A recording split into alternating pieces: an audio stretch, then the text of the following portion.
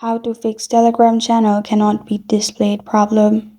Hi everyone, it's Sophia to assist you today. Without any delay, let's jump right in. First, open Telegram.